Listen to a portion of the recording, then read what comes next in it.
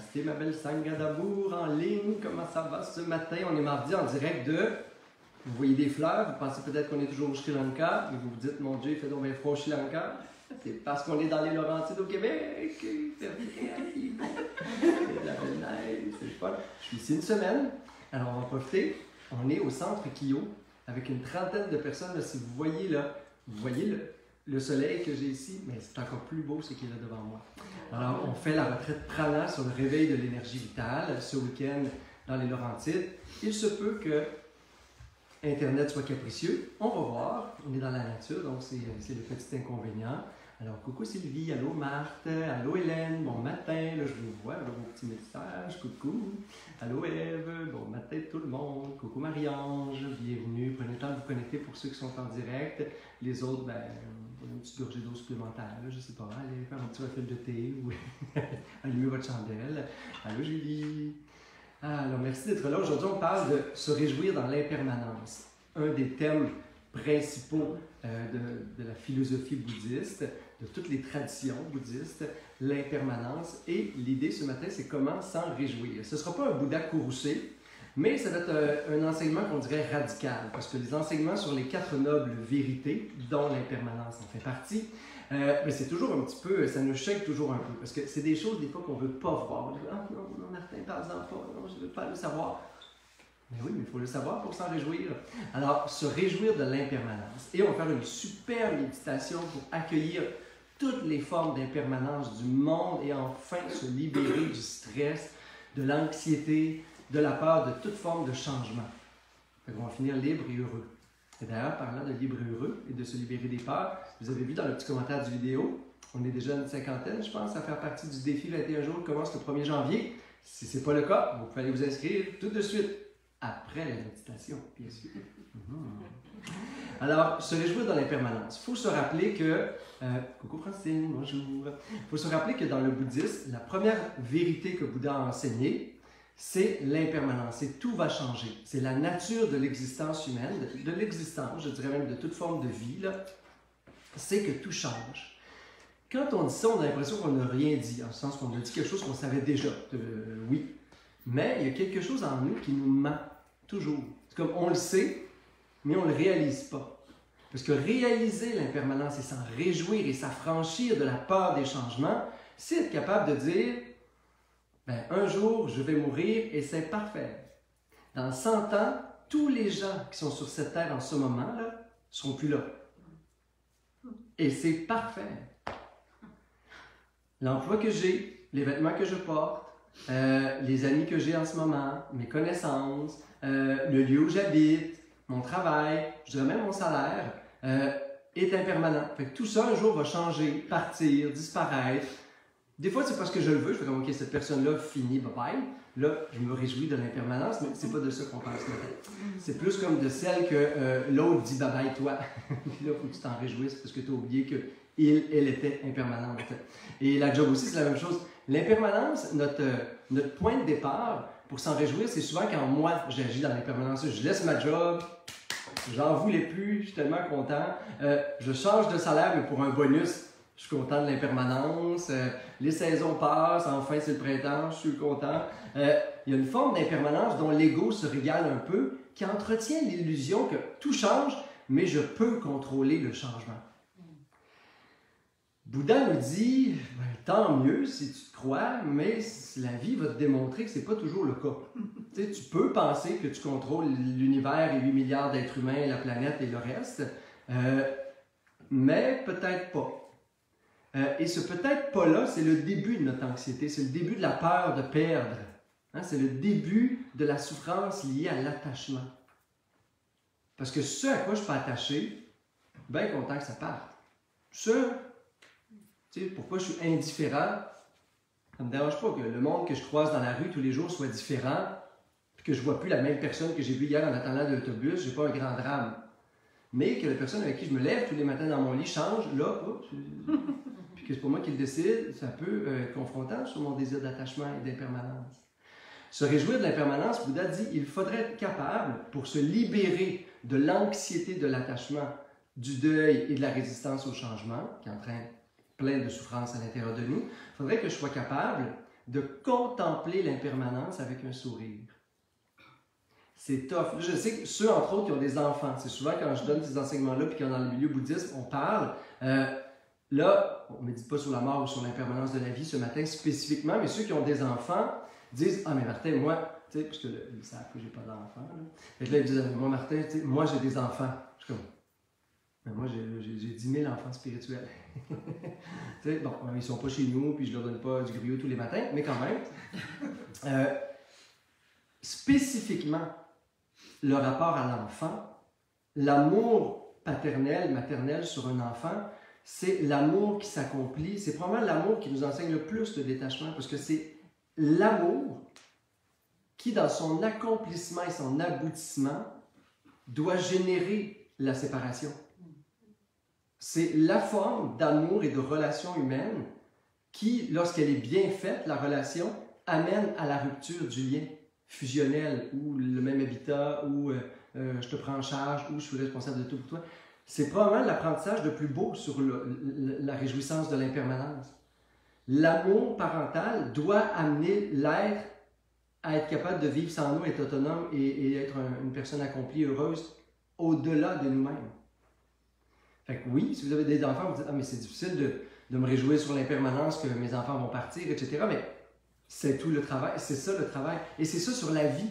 C'est là sur l'ensemble de la vie. Hein? La posture de la vie, c'est le mouvement et le changement. La posture de la mort, c'est la fixation de quelque chose.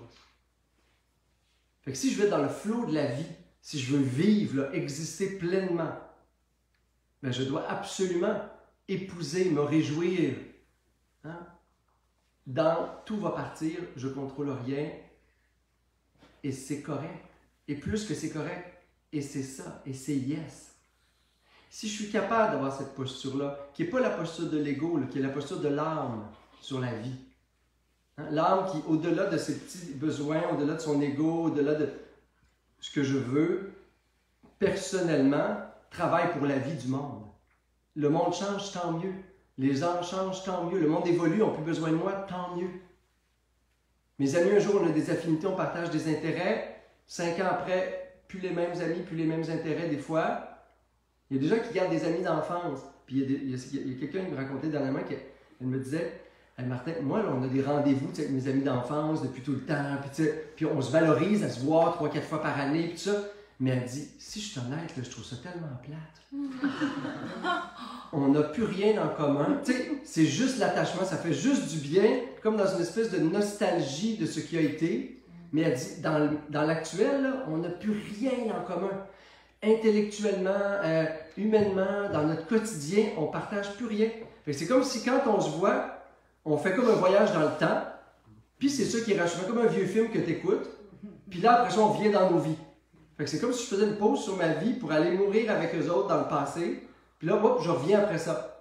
Mais elle dit, je me rends compte à un moment donné que j'ai pas l'attachement, moi, au passé. Fait qu'elle dit, je trouve ça plate. Je dis, quel bel enseignement sur l'impermanence. Pas capable de faire le deuil complet de quelqu'un, de quelque chose, d'un événement. Pas de regard tourné sur l'avenir, ou très peu dans le présent. Ça veut dire qu'on va se fixer sur le passé.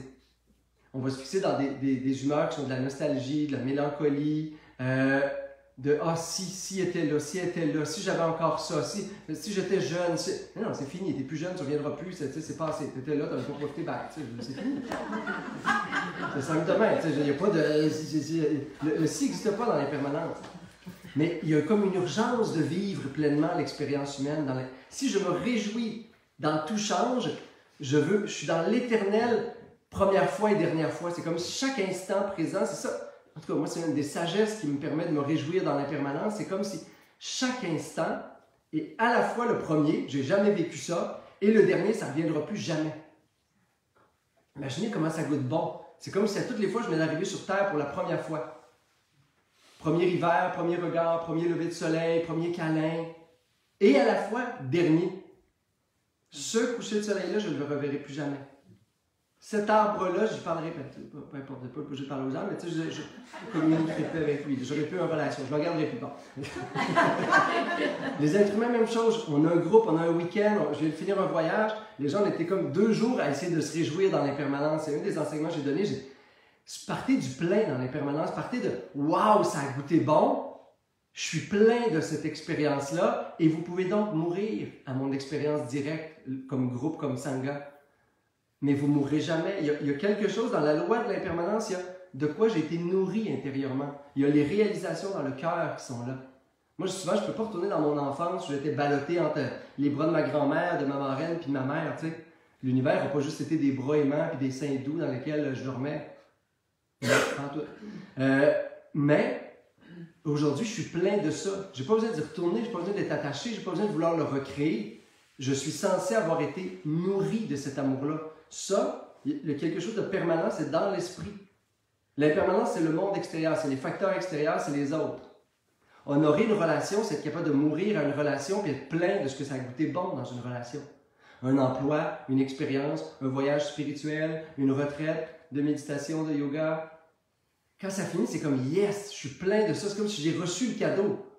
Je ne fais pas comme « oh my God, c'est fini ». Non, c'est fini comme dans l'extérieur. Mais si je n'ai pas de vie intérieure, si je n'ai pas de contemplation sur ce qui m'habite, j'ai toujours l'impression d'être victime de l'extérieur et de ne pas en avoir eu assez. Et se réjouir de l'impermanence, c'est dire j'ai assez été aimé, je me suis assez réjoui, il y a assez de beauté dans le monde, je ne suis pas obligé de me fixer sur ce que je connais et ce qui est en train de mourir ou de me transformer. Ça, je ne suis pas obligé de vouloir le capturer dans le temps. Si je fais ça, ça veut dire que je ne suis pas conscient de ce que ça le nourrit en moi, de ce que ça a généré, de ce que ça le fait de moi, ou ce que j'en ai fait. Et c'est à moi de faire le travail. Ah, ça, c'est en train de mourir, qu'est-ce que je veux garder de ça? C'est ça le principe, hein, même judéo-chrétien, de l'héritage. Qu'est-ce que j'hérite? Qu'est-ce que je veux? Quel héritage je porte d'une fin de semaine comme ça, de chaque méditation? Mais pour ça, il faut que je sois capable de regarder la vie en face, tous les êtres que je connais en ce moment, puis dire, ils n'ont pas toujours été dans ma vie. C'est déjà, ça c'est moins confrontant. Des fois, sur les êtres humains, je fais comme, OK, ils n'ont pas toujours été là, et avant qu'ils existent dans ma vie, j'ai déjà été heureux. Right? En tout cas, je vous le souhaite, là, sinon, c'est pas le fun avant. Les gens sont arrivés. Mais, déjà, ça dit, OK, donc, parce que c'est dans l'ignorance que ma résistance à l'impermanence se fait. C'est comme si je fixais sur quelqu'un avec des S, peut-être plusieurs, ou un contexte extérieur, ou une job, ou un niveau de confort matériel, etc., le bonheur. Puis là, je dis, oh my God, là, je l'ai capturé, c'est à moi, c'est enfin, je suis là. Tu sais, c'est comme enfin, je suis sur une croisière, là, je suis libre, je suis en vacances, je suis plus stressé. Ouais, mais si la libération du stress, tu sais, sur une croisière, on serait tout en croisière jusqu'à la fin de nos jours, tu sais, je veux dire, ce serait tout. Mais c'est ce que ça a accompli en nous. Et l'illusion, c'est de dire ça, c'est le bonheur, ça, c'est la tendresse, ça, c'est la sécurité, ça, c'est la joie, ça, c'est de l'amour. Quand j'oublie complètement ma vie intérieure, mon spirituel, spiritus, le dedans, ben, se réjouir, c'est apprendre à dire, à voir que tout ce qui m'habite comme expérience, tout ce que je vis comme expérience humaine, comme rencontre, comme relation, nourrit, dépose en moi quelque chose que je peux entretenir et conserver précieux. Toute l'éternité, ça s'appelle le karma. Et si c'est là, puis si j'y crois, puis j'en suis conscient, ben c'est merveilleux. Tout le reste à l'extérieur, c'est une illusion. C'est déjà en changement. Tout est en changement. Il n'y a pas une seconde qui est pareille. Mon corps se détériore tout le temps. Tu sais, je ne peux pas être attaché au corps. Il est en constante transformation. Si je m'attache au corps que j'ai eu, au corps que je revois, à mon niveau de santé, ben, toutes les fois, je suis comme névrosé. Là. Je suis toujours anxieux. J'ai une anxiété de fond qui n'arrête pas. Puis l'anxiété de fond de l'ego qui amène à la dépression, qui amène au burn-out, qui amène à ce qu'on appelle aujourd'hui les troubles anxieux chroniques, c'est cette non-acceptation-là de la vie pour ce qu'elle est. C'est l'espèce de sur-résistance à l'impermanence. Dans une illusion où on nous a dit qu'on contrôlait le monde extérieur. On nous fait croire à ça. T'sais, tout ce qu'on nous vend, c'est ça. Toute la matérialité, tout l'argent, c'est comme si on redonnait juste du pouvoir à l'ego. Il y a même toute une philosophie de coaching là, où tu es maître de ton destin, tu es maître de ta vie, tu es maître, comme si tu pouvais contrôler les opportunités de carrière, les faillites, le marché économique mondial, etc. Moi, j'arrive du Sri Lanka, tu leur dis t'es maître de ton destin, ils vont te tirer d'en face. Là, ils sont coupés du monde, ils ont 4 offres par matin par famille, il y a 3, 4, 5 kilomètres d'attente pour aller. Ils ont des quotas sur la gasoline, l'essence, puis là, ils ont 4 litres par semaine d'essence. Puis ils font des heures, des fois une nuit, une journée pour aller stinker, comme on dirait au bon lac Saint-Jean. Ben, dis-leur, t'es maître de ton destin, tout est possible pour toi. On va dire, ben là, je veux juste nourrir ma famille, puis pas être dans la rue, puis ça risque d'être assez. Fait que c'est là où ils n'ont pas le choix, quelque part, d'avoir une vie intérieure. À un moment donné, ils se disent, ben, peu importe ce qui va nous arriver, nous, on va être heureux, on va être unis en famille, on va sourire, on va continuer à être positif. Ils n'ont pas le choix. À l'extérieur, ils sont confrontés à une aridité de la vie, à une impermanence qui est crue, radicale. Nous, en Occident, encore plus, je dirais au Canada, peut-être, on réussit comme à créer l'illusion presque des fois étanche là, pour quelques minutes de notre vie, heures, années même. Où si on contrôle tout, là, la famille parfaite, le Golden Retriever, l'abri tempo, puis tout, là on se dit, ça y est, j'y suis d'arriver. Et là, on pense que c'est fini. C'est fixé là, que ça, c'est le bonheur. Le piège, c'est d'arrêter de travailler sur mon intériorité, se complaire dans une illusion de permanence, et quand tu vas avoir une bascule, j'aurai plus d'assises à l'intérieur de moi, j'aurai plus de nourriture, j'aurai plus de pouvoir spirituel. Je vais avoir oublié qui je suis, je vais oublier l'héritage, je vais oublier qu'est-ce qui me nourrit en dedans de moi, qu'est-ce que je porte comme qualité d'être en moi. Si je pense, Annie Karine, à un moment donné, une nonne au Népal, m'enseignait, pas juste moi, on était un petit groupe, enseignait, puis elle m'avait dit quelque chose à l'époque, je sortais d'une de mes séparations, tout le monde sait, j'en ai eu quelques-unes, mais je sortais d'une séparation, et elle nous a donné un enseignement sur l'attachement et l'impermanence en lien avec nos relations humaines, puis elle a dit, en Occident, on appelle ça à l'Ouest, des fois aussi quand on parle, donc à l'Ouest, elle dit, vous fixez votre amour et votre bonheur sur une personne, en oubliant les 8 milliards d'autres êtres humains qui existent sur la Terre. Et vous vivez dans l'illusion que cette personne, pour vous, détient la clé du bonheur. En oubliant les 8 milliards d'êtres humains qui sont autour de vous. Et vous fixez un type de relation, une catégorie, un titre sur la relation pour lesquels vous avez dit ce type de relation-là m'apporte le bonheur. Pas l'amitié, pas si, c'est ceux qui sont pas des fois ils cherchent, quand je vais avoir ça, là, ce couple, relation amoureuse, là je vais être heureux, là c'est comme, il me manque ça. Et quand vous oubliez encore 8 milliards d'êtres humains pour qui vous pourriez vivre le bonheur. Et le jour où cette personne-là part, vous avez l'impression qu'il n'y a plus personne qui existe dans le monde. Et il y a encore 8 milliards d'êtres humains autour de vous qui sourient, qui vivent, qui aiment, qui ont de la compassion, de la solidarité, qui s'entraident, qui évoluent, avec qui on pourrait danser, rire, chanter, partager, parler, marcher, méditer tous les jours de notre vie. Le capital d'amour, le capital de bonheur, le capital, il est en moi. Ça n'a jamais été les facteurs extérieurs. Si je crée l'illusion et je crois à mon illusion, je viens de créer les racines de ma souffrance.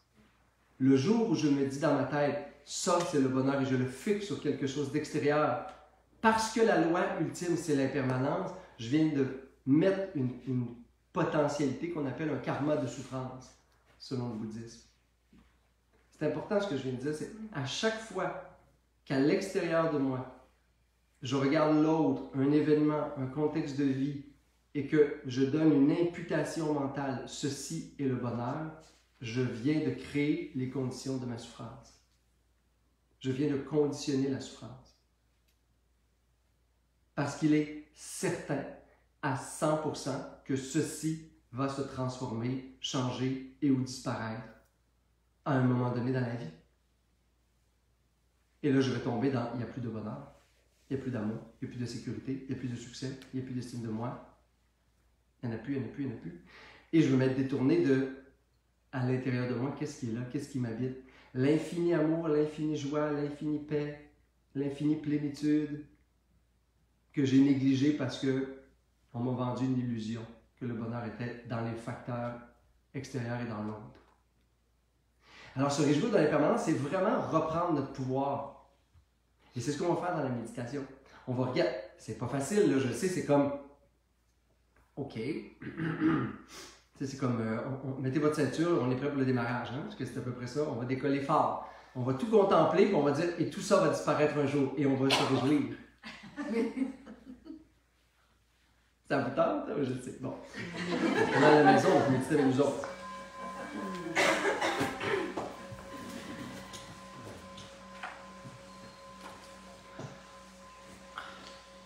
Alors, une belle posture de méditation, dans laquelle on devient stable,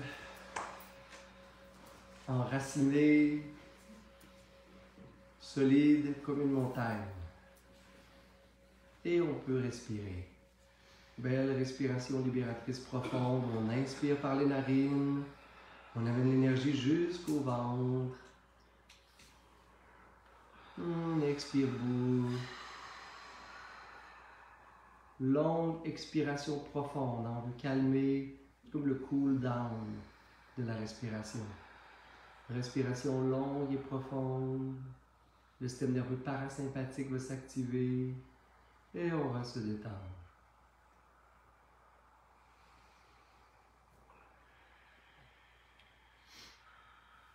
On peut contempler pour un court instant les sensations de fraîcheur et de chaleur à l'extrémité des narines.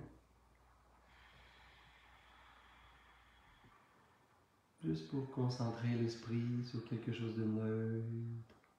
Activer cette qualité de concentration où le mental devient comme un rayon laser. Ça inspire fraîcheur. Ça expire chaleur.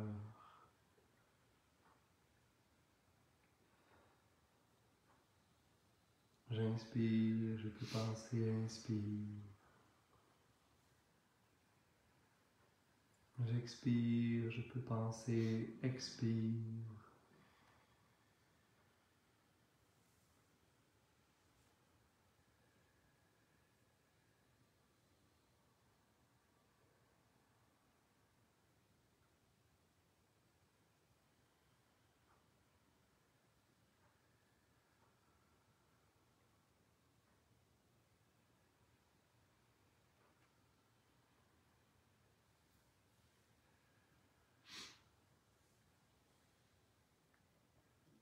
Et je contemple le souffle et je rencontre dans le souffle l'impermanence. Ce cycle d'inspiration et d'expiration, ce cycle est la vie.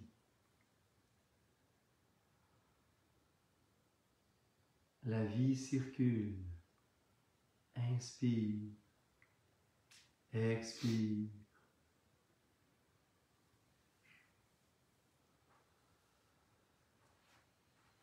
La vie se manifeste dans cette impermanence et ce changement d'un cycle. Et si j'arrête le cycle, si je me fais à l'impermanence, si je retiens le souffle ou je coupe le souffle, ça meurt. La vie s'arrête.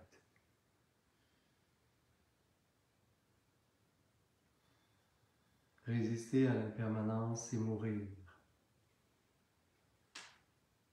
Couper le souffle, retenir la respiration, c'est s'inviter à la mort.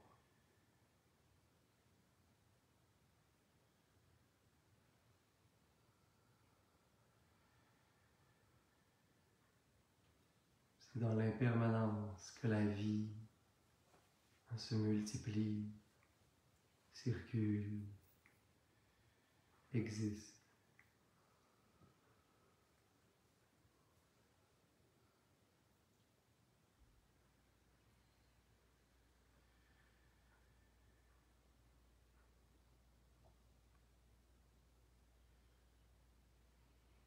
Et je peux contempler cette impermanence dans ma vie, dans l'existence, avec un léger sourire.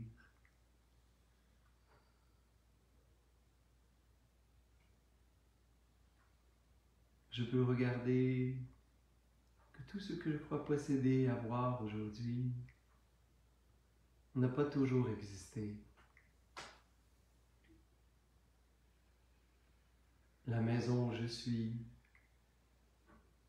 je n'ai pas toujours eu cette maison, ces choses, cette voiture.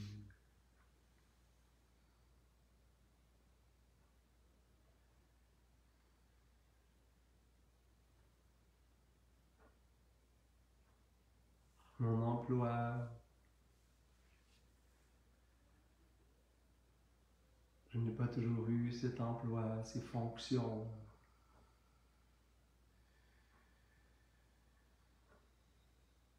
Ses responsabilités.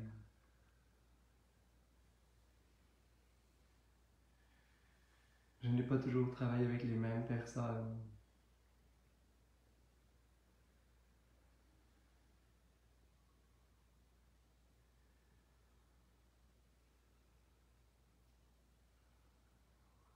Je peux penser aux gens que je vois le plus régulièrement dans ma vie. Ceux peut-être même qui partagent mon quotidien ou ma demeure.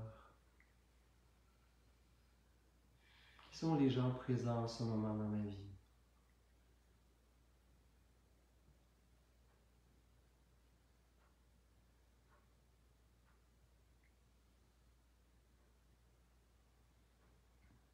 Et je me rappelle qu'ils n'ont pas toujours été là.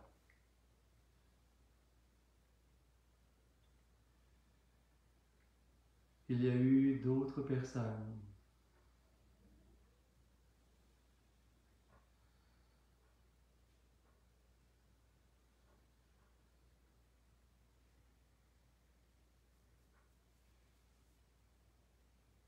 Et comme tout le reste, ils sont aussi impermanents. Les relations vont se transformer. Certaines vont grandir, d'autres vont disparaître. L'impermanence.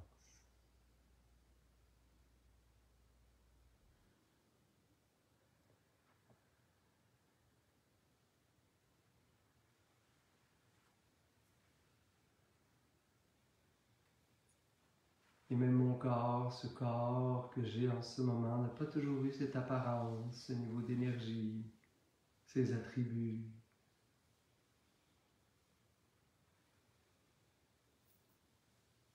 Il est impossible de le fixer. Le fixer, c'est mourir.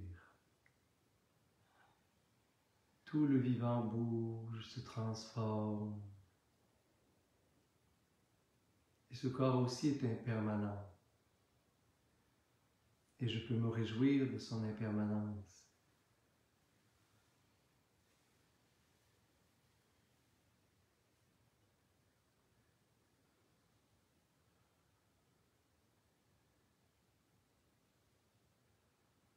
Et je peux regarder le monde, la planète qui change, la nature qui se transforme, le cycle des saisons, la nuit, le jour. Il est impossible de fixer quoi que ce soit. Tout bouge, tout se transforme. Même cette humanité, dans 100 ans, aura complètement disparu. Et une autre humanité nouvelle marchera sur la terre. Et le plus important, c'est la vie.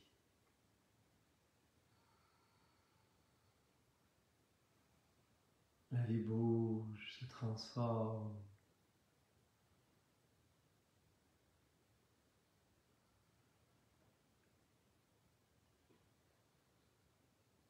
Et je contemple tous les changements, tous les aspects multiples de l'impermanence. Et je prends à m'en réjouir. J'abandonne l'illusion du contrôle de ce qui est fixe, à l'extérieur de moi.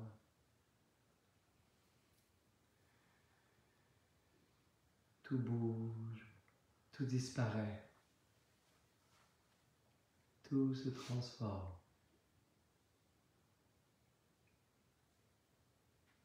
Et moi aussi un jour, parce que je me transforme continuellement, dans la forme que j'ai, je vais disparaître.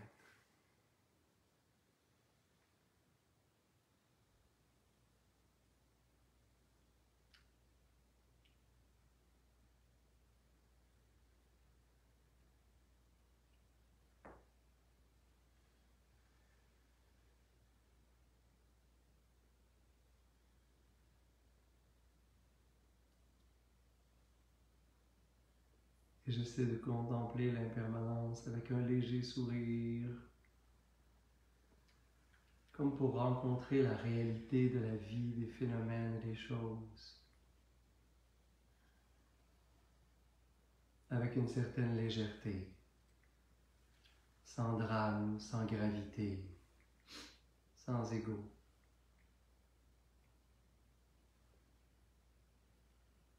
C'est comme ça le monde, c'est comme ça la vie.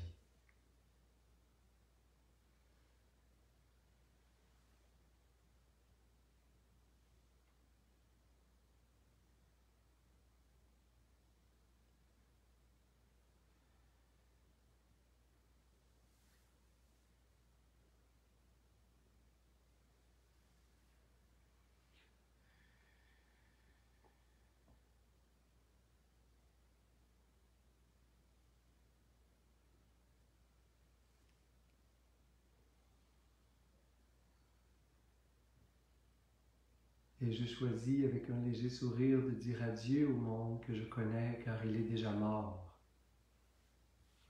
Il est impossible que demain se répète dans ce qui a été hier.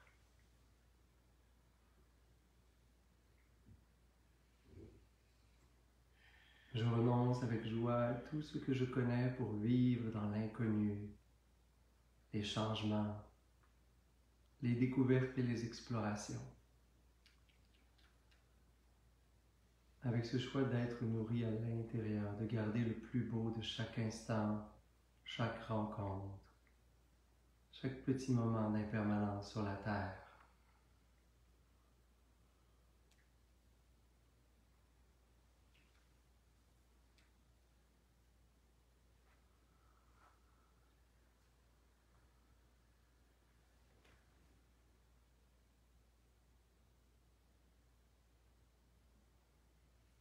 Et je choisis de danser avec l'impermanence, de sourire dans les changements, dans les transformations, de voyager léger dans mon cœur.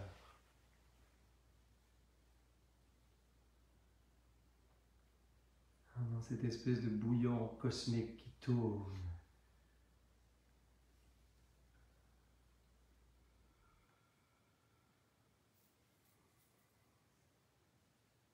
Où tout se transforme.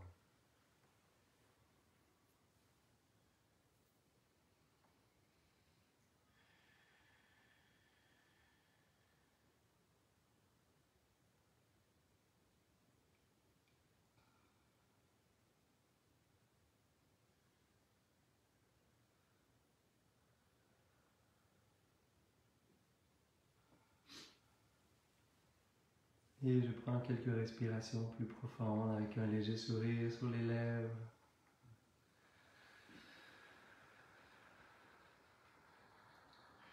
En essayant de générer ce courage, de regarder avec la conscience claire ce qu'est réellement la vie, les expériences, les autres. Des petits fragments d'impermanence qui passent.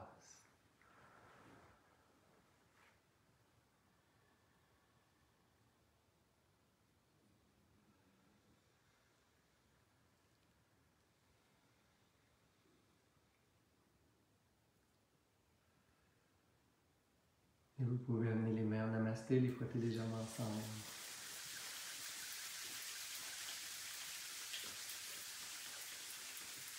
Amenez la conscience, la chaleur au cœur.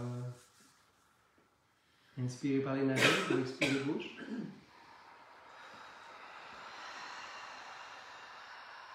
Et inspirez pour faire vibrer Om.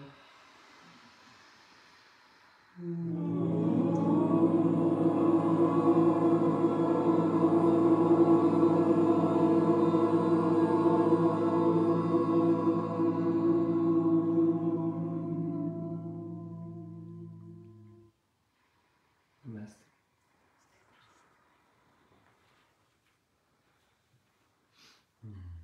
Namasté la belle Sangha à la maison.